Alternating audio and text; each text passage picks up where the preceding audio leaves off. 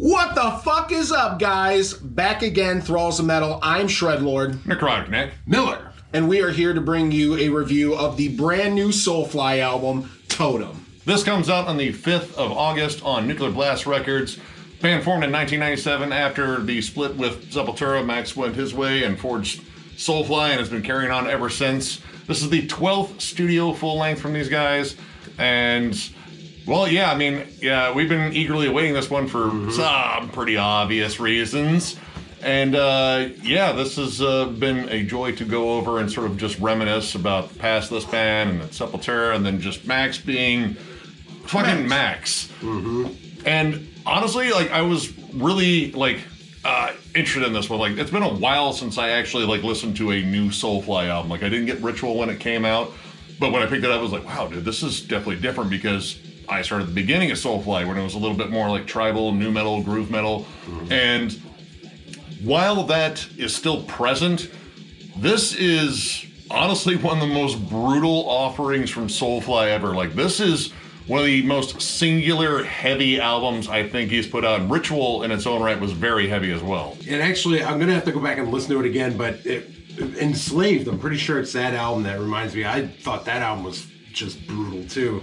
Dark Ages was fucking gnarly too. Dark Ages. There's a lot of Soulfly I like, let's get real. But this is fucking killer, man. And like you said, it's just heavy as balls in some parts. There's a lot of different types of music that take on in this journey of an album.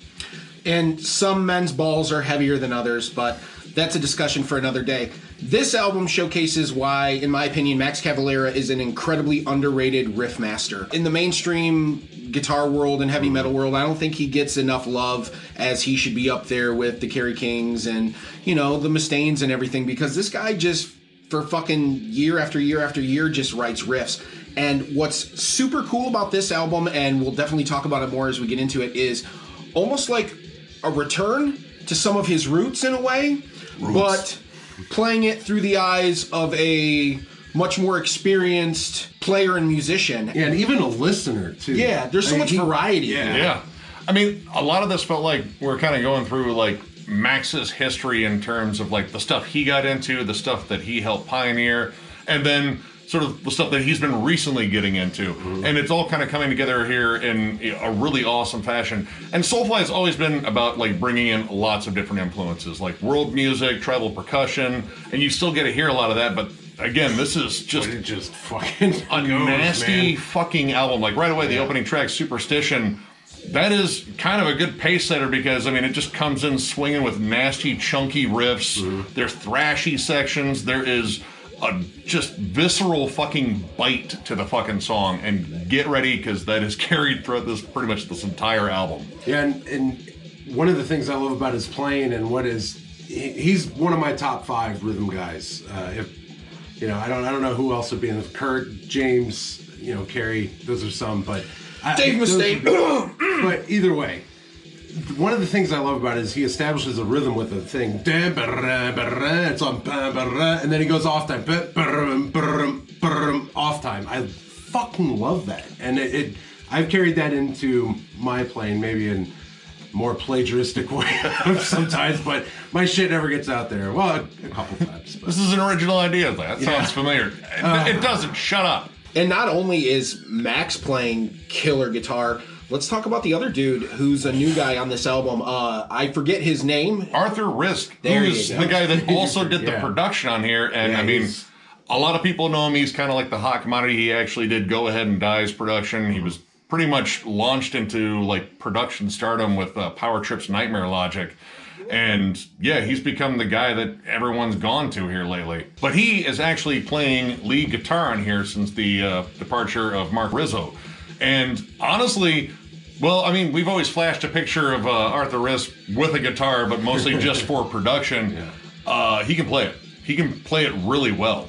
Yeah, he threw in so many really cool and interesting leads on this album. The spots where they threw in some of the leads were very unconventional at times, which I thought was very cool. He was fast, he was aggressive. It was badass thrash lead guitar playing, and it sounded really fucking good, and probably helps that he can produce his own delicious sounds as well. And I'm a sucker for Floyd Rose tremolo work.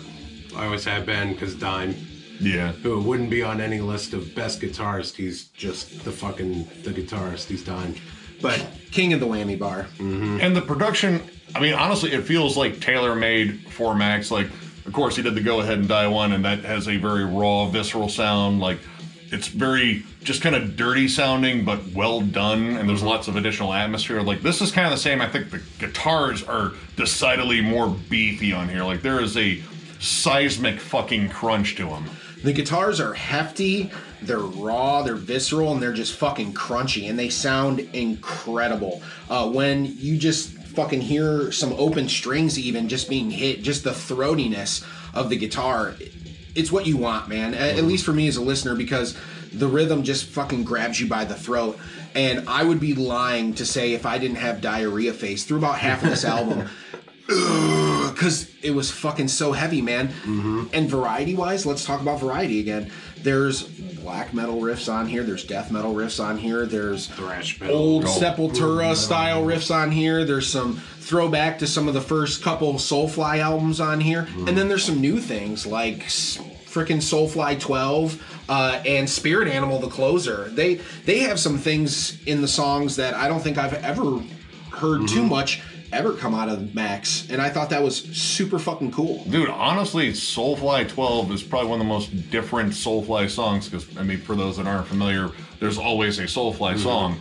And this one, it kind of forgoes, like, you know, what you usually expect. Like, all right, treble percussion, it's going to be a more light jam, and, you know, it's going to have, like, a very organic sound. And this is more like dreamy and the synthy. keys, man. It's a dreamscape. It's really an cool. acid trip dreamscape. It's fucking awesome, Max. Clean guitars, and it just has this, you know, like a different chill vibe. Like the Soulfly songs are almost always very chill, but this one, I don't know, it's easily the most different Soulfly song. And then towards the tail end of the absolutely monstrous song Spirit Animal, Clocking in at about what, 10 minutes? 9 minutes 31 seconds, I believe. Wow. First off, that song is amazing in terms of the heaviness. The lead-in is fucking great. Like, it's almost like a full, like, 2.5 minutes before you even get any vocals, and they just lead you in with a ton of different riffs. Like, some more doomy, atmospheric stuff. You get some flat-out, like, skull full of maggots fucking chunkiness, and, like, death metal nods all over the place. But when you get down to the end of it, it turns into, like, the tribal jam that you kind of expected in Soulfly in terms of the song. And you get one hornsman Coyote, who I had to look him up. Apparently he is a Serbian reggae player. What an excellent name. What an excellent Yeah, it's an fucking excellent name. It sounds like he should have his own nature series or Absolutely. something like that. I'd Like, watch every episode. I catch bears naked, except, well, I have a buck knife, that's it.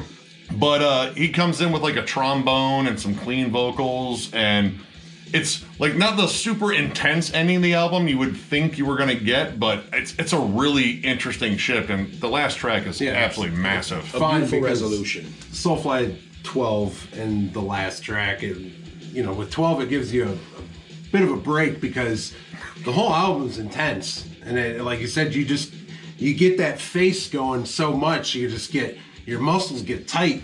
You know, and even it gets early, tight, and early you just on, need to chill. Lockjaw. Yeah, That's what it is. yeah. You don't want to go around like, you're gonna. Oh, what happened? Oh, you listened to new Soulfly, didn't you? Perma stank face. Everyone thinks I'm pissed, but I'm actually pretty fucking happy right now. Yeah, and the Damage Done, that song is a fucking banger. It's very angry. Rotten Pain. Rotten Pain. Rotten Pain was another one. The opening of that sounds like an old Deicide song. Like, it was like, dude, like how it's broken up in a blast beat. And first off, I wasn't expecting, you know, blast beats necessarily, but here they were. And fuck, dude, it's just relentlessly heavy. And speaking of heavy, Totem is one of the heaviest things. I think I'm gonna have to go back and listen, but it may be one of the heaviest damn things I've ever heard in my life.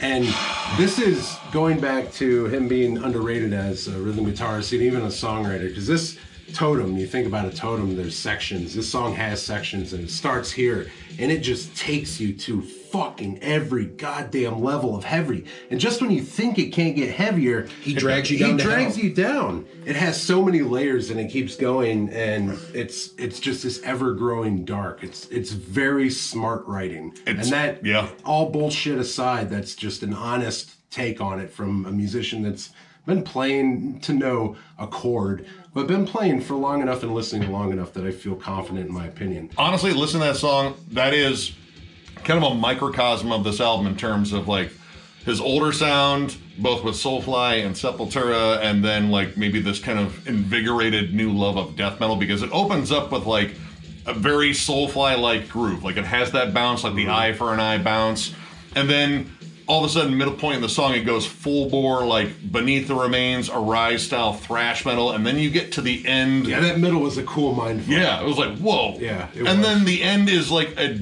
Dying Fetus style slam riff, and they keep slowing it down. It was like, it's literally play that riff, but slower over and over. And I love fucking it. crowbar heavy. Yeah, Shit. dude. And if somebody doesn't die in a horror movie to this song, then they are fucking up, because that's the first thing I thought of when I heard that riff. I'm thinking, someone's dying in my head. They're being just slashed 80s slasher style. Oh, head in a drill press. Dude, I went there too because I thought the same thing, and I just finished Punisher season 1 finally, and the end fight with him and Billy, spoilers, he takes his face on a broken mirror and drags it across the broken mirror. That's and the soundtrack. That's what I saw in my head. I'm very visual, as you guys know, in my description of music. I mean, this is violent music. We need violent description. Yeah. You're right on point. Now, we do have some cool guests on here, and one in particular I was super excited to see. It was in one of the lead-off singles, Scouring the Vile, features John Tardy doing fucking John Tardy things. I love his fucking voice. And honestly, I was trying to think if this was the first time they've worked together on an album since Stronger Than Hate off of Beneath the Remains. One of my favorite fucking albums ever. And it's just a nasty song, them transition between Max's like bellows with all the reverb and everything, and then sort of like coming out of the background and into the forefront you have John Tardy's, which is always welcome on any heavy album ever. And on Spirit Animal, we actually have Chris Olsch from Power Trip and Mammoth Grinder throwing in a really sick lead. I think he's the only lead on here that isn't done by Arthur Risk, and I mean, it's another fucking tasteful, awesome lead, and it was just kind of cool seeing all these people come together. I mean, Richie Cavalera's on here. I believe his daughter Leia is on here doing a scream, but I didn't quite hear it, because sometimes the production on here is very dense. Like, there's a lot of layers. There's atmospheric bits. There's like some weird noises at the end of tracks sometimes. So there are some elements that do get buried, like the bass is definitely very present in the mix, but it's kind of hard to, distinguish it with how gigantic the fucking guitars are, and the drums are fucking Nobody listens to the bass. Oh, I'm just kidding. I'm kidding. I'm joking. There are I'm bassists joking. watching. Lemmy is God. I'm Fuck joking. you guys. Lemmy is a god. He is a god. So, how did we feel about this album? Rating wise, I'm gonna give this a 4 out of 5. I think it's been 4 years now. It's been, I think 4 2018 years, was Ritual. something like that. And I think that Max has been grinding away in the woodshed and brought a fabulous fucking album to the forefront. It is chock filled with riffs that make you want to bang your head and have diarrhea face. And it also is filled with some surprises here, some different melodies and grooves that we haven't heard before. I enjoyed the production. I enjoyed the new lead sounds. You have a new lead player on an album when you're used to hearing, I'm used to hearing Marco Rizzo, who's a great guitar player in his own right. But this guy does an incredibly good job, and he doesn't take anything away from it. All he does is add. And I think this is a fantastic outing from Soulfly. I am also at a 4.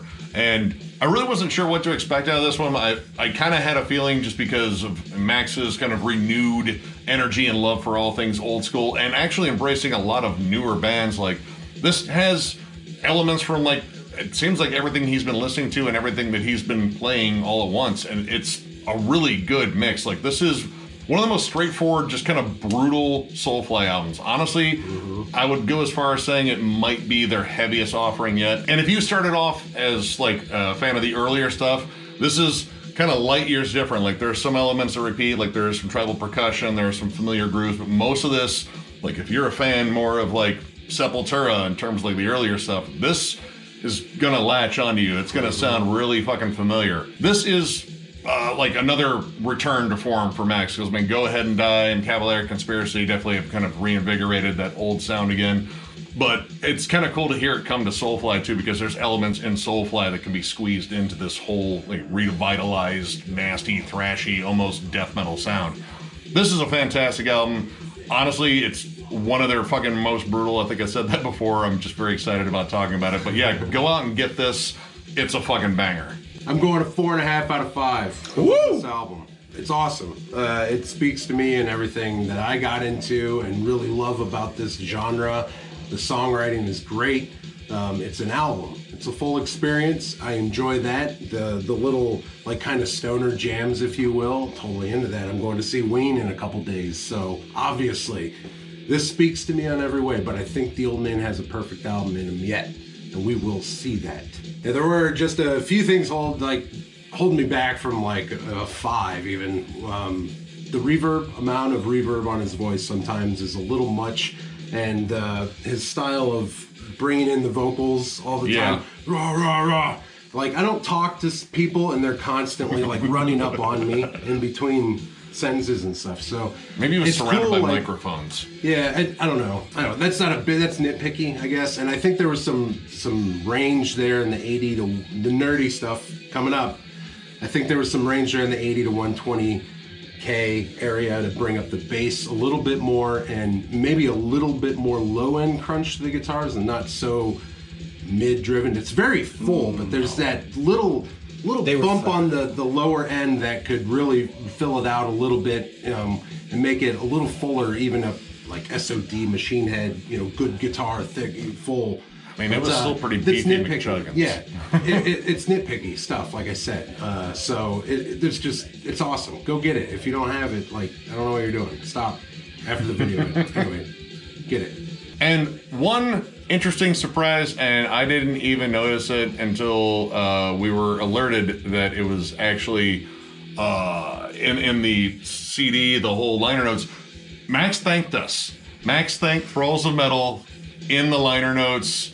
Said Metalheads Unite. I mean, wow. Like, it's already still mind-blowing that he likes the channel on his Talk to Us and all that shit, but like seeing it in print too, I don't know. Cool. The 15-year-old me that's still very much part of my brain is fucking freaking out.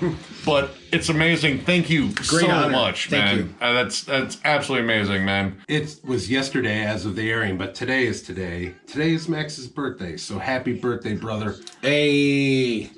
Dude, keep rolling. Keep going, man. You have so much. There's a lot left in the tank, baby. Tons. We just saw you live not too long ago, and I know there's a lot left in the tank, baby. Oh, my God. And he mentioned to me when I saw him last that he will be wanting to be on the channel again. So, I don't know. Maybe their tour will match up where they get a couple days off in the area and we can set something up for, unveiling our new set. Maybe that'll be a big new set unveiling, but we'll see.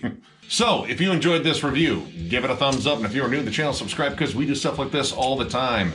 We are also on Patreon, and that is also on our website, thrallsmetal.com. So there's a link there if you want to help us out on Patreon, or if you want to get one of our kick-ass shirts. And once again, man, thank you to all you guys, you and you and you and you and you, that spend your time watching us goofballs. Yeah. Without you, we are nothing. We are navel lint. So we appreciate every single one of you. Thank you so much. And on behalf of my heavy metal cohorts and I, we are going to sign off with horns. Go!